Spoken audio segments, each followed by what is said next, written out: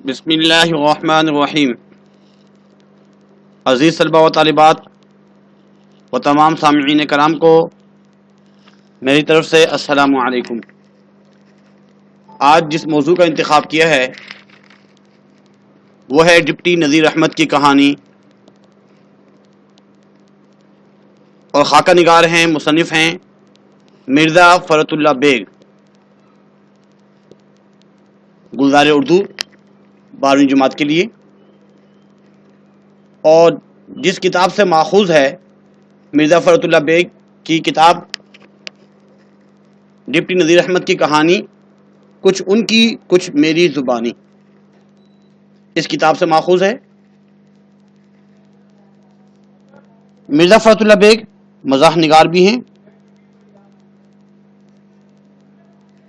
اور ان کے استاد ہیں ڈپٹی نذیر احمد، جو کہ اردو کے پہلے ناول نگار بھی ہیں، اور ان کا پہلا ناول میرات العروس ہے۔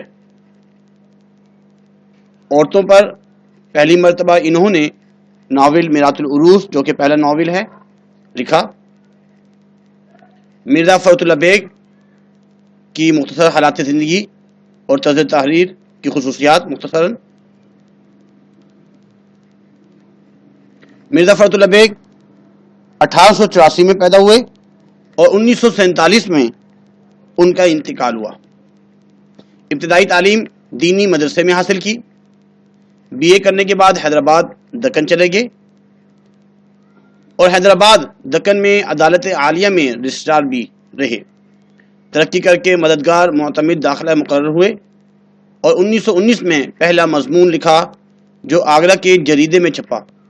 انہوں نے افسانے، سفر نامے، تنقید، سوانح عمری، معاشرتی اور اخلاقی موضوعات پر مضامین لکھے۔ ان کی مزاح نگاری میں قاری کی دلچسپی کا سامان ملتا ہے۔ پڑھنے والا بہت ہی اس کو دلچسپی سے پڑھتا رہتا ہے اور اکتاتا نہیں ہے۔ گہری معنی خیزی اور معاشرتی طنز قاری کو، یعنی پڑھنے والے کو، اپنے ماحول کے متعلق سوچنے پر مجبور کر دیتا ہے۔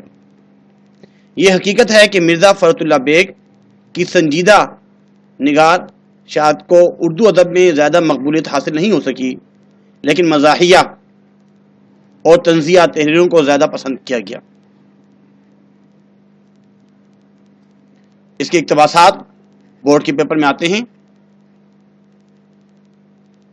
اقتباس نمبر 1 ہے: مولوی صاحب کی کوئی بات ایسی نہ تھی جس میں خوشی مذاقی کا کوئی پہلو نہ ہوتا،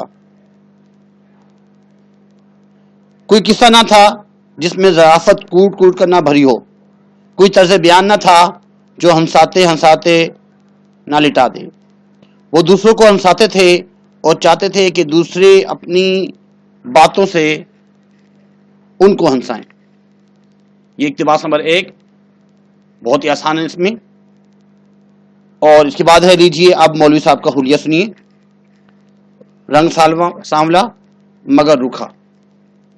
اقتباس نمبر 2، لیجئے اب مولوی صاحب کا حلیہ سنیے: رنگ سانولا مگر روکھا، قد خاصا اونچا تھا مگر چوڑان نے لمبان کو دبا دیا تھا۔ یعنی یہ چوڑے تھے، لمبے بھی تھے، تو زیادہ جو ہے چوڑان نے اس لمبان کو، لمبے پن کو دبا دیا تھا۔ دوہرا بدن گدرا ہی نہیں بلکہ موٹاپے کی طرف کسی قدر مائل۔ یہ تھوڑی سی جو سطر ہے، یہ اس مرتبہ 2021 کے جو ماڈل پیپر میں MCQs میں یہ سطر پوچھنے کے بعد، لکھنے کے بعد پوچھا گیا کہ کس سبق سے ماخوذ ہے، یہ کس سبق سے لی گئی ہے، تو ڈپٹی نذیر احمد کی کہانی سے یہ سطر لی گئی ہے۔ فرماتے تھے کہ بچپن میں ورزش کا شوق تھا، اور ورزش چھوڑ دینے سے بدن جس طرح مرمروں کا تھیلا ہو جاتا ہے، بس یہی کیفیت تھی۔ بھاری بدن کی وجہ سے چونکہ قد ٹھکنا معلوم ہونے لگا تھا، اس لیے اس کا تکملہ اونچی ترکی ٹوپی سے کر دیا جاتا تھا۔ لمبی سی ٹوپی پہنتے تھے ترکی۔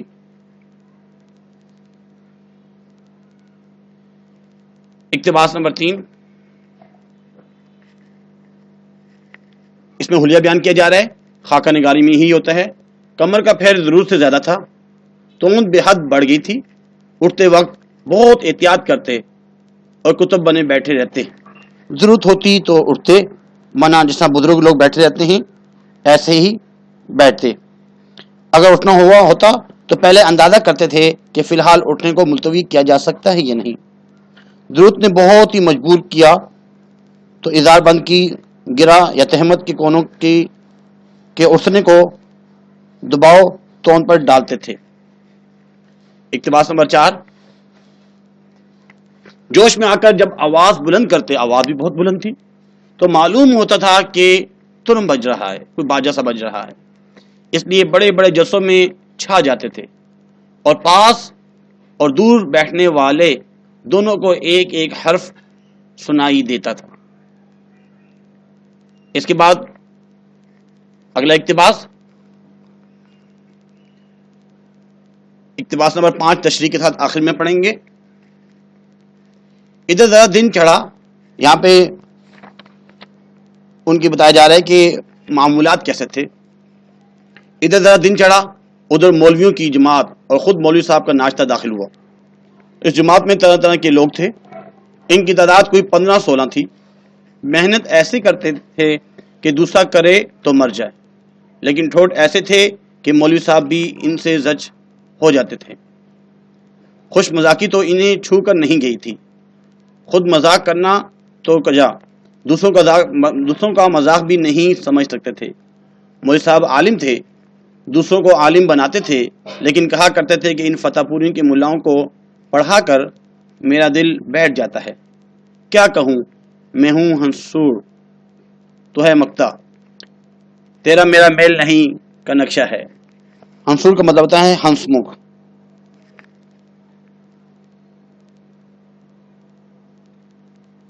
اگلے اقتباس میں یہ جماعت اٹھی اور مولوی رحیم بخش نازل ہوئے. کاغذوں کا مٹھا بغل میں، ہاتھ میں پینسل، کان میں قلم. ادھر فتح پوری کی جماعت نے کمرے سے قدم نکالا، ادھر انہوں نے کمرے میں قدم رکھا. اب سلسلہ تصنیف و تالیف شروع ہو گیا، لکھانا شروع ہوا. آخر میں مولوی صاحب کے ہاتھ میں رعشہ کپ کپی آ گیا تھا، اس لیے لکھوانے کا کام اکثر انہی سے لیا جاتا تھا. اقتباس نمبر 8. سب سے پہلے کلام مجید اور حمایت شریف کی کاپیوں کی صحت کی جاتی ہے، اس کی تصحیح کی جاتی. اس کے بعد مطبع کا حساب دیکھا جاتا اور پھر جدید تصانیف کا سلسلہ شروع ہوتا. یہ کام سمیٹتے 11:30 پونے 12 بج جاتے. رحیم بخش صاحب کی جاتے ہی کھانا کھایا جاتا اور پلنگ پر لیٹ گئے. ادھر 1:30 بجا اور ادھر ہم دونوں داخل ہوئے. ہمارا قدم رکھنا تھا کہ مولوی صاحب اٹھ بیٹھے. 3:30 بجے تک ہم سے سرمغزنی کرتے رہے. اگر کوئی دلچسپ بحث یا قصہ چھڑ گیا تو 4 بج گئے. جاڑے میں پروگرام میں تبدیلی ہو جاتی تھی کہ پہلے صبح ہم پہنچتے تھے، اس کے بعد مولویوں کی جماعت آتی تھی. رحیم بخش کا نمبر دوپہر کے بعد آتا تھا. بنیادی نکتہ. اس خاکے سے بنیادی درس یہ ملتا ہے کہ اپنے وقت کو ترتیب، کفایت اور ربط و تسلل کے ساتھ استعمال کرنا چاہیے. وہ جسمانی ساخت اور عادات کے لحاظ سے غیر معمولی انسان نہیں تھے، مگر اپنی محنت اور جانفشانی سے جو علم و دانش حاصل کی، اس کی بدولت اہم مقام پایا. ہم بھی اپنی صلاحیتوں اور استعداد کو اس طرح استعمال کر کے زندگی میں اچھا مقام بنا سکتے ہیں.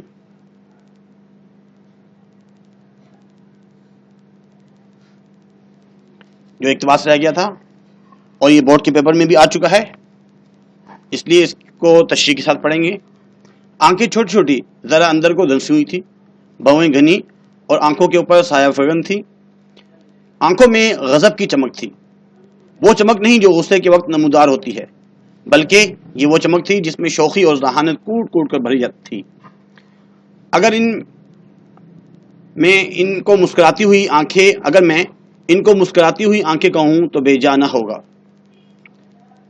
اور کلا جبڑا زبردست پایا تھا، چونکہ دہانہ بھی بڑا تھا اور پیٹ کی محیط نے گنجائش بھی بڑھا دی تھی، اس لیے نہایت اونچی آواز میں بغیر سانس کھینچے بہت کچھ کہہ جاتے تھے.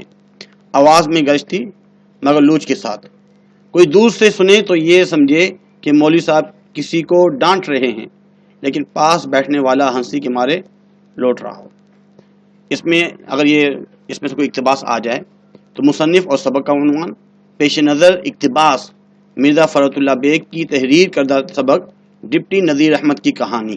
اصل میں یہاں تک ہے، یہ سبق سے لیا گیا ہے۔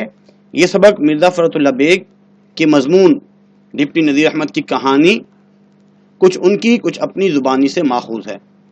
تشریح: اردو کے صاحب طرز مزاح نگار مرزا فرات اللہ بیگ نے اس اقتباس میں اپنے استاد اور اردو کے پہلے ناول نگار ڈپٹی نذیر احمد کی شکل و صورت، خصوصاً ان کی مسکراہٹ بھری آنکھوں پر تبصرہ کیا ہے۔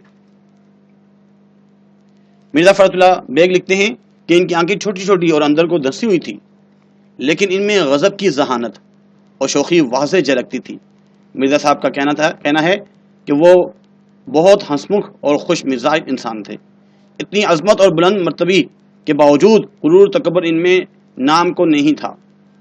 ان کی زندگی قصے اور ان کی طرز زندگی میں بھی شوخی اور شگفتگی کے خوب رنگ نظر آتے تھے۔ مرزا فرات اللہ بیگ نہایت دلکش اور محبت بھرے انداز میں اپنے استاد مولوی نذیر احمد کے چہرے کی تعریف کر رہے ہیں۔ ان کی ذہانت بھری چمکدار آنکھوں کو مسکراتی ہوئی آنکھیں کا لقب دے دیا ہے۔ عزیز طلباء و طالبات، امید ہے کہ آج کا لیکچر آپ کو سمجھ میں آیا ہوگا۔ اس کے اقتباسات بہت کم ہوتے ہیں۔ یہ ہے کہ آپ کو تھوڑا سمجھ میں آ جائے کہ اس سبق میں مرزا فرات اللہ بیگ نے کیا تحریر کیا ہے اور کس انداز میں تحریر کیا ہے۔ ابھی تک جس نے میرا چینل سبسکرائب نہیں کیا، برائے مہربانی سبسکرائب کیجئے اور لائک بھی کیجئے اور مزید اپنے دوستوں کو شیئر بھی کیجئے۔ جزاکم اللہ خیر۔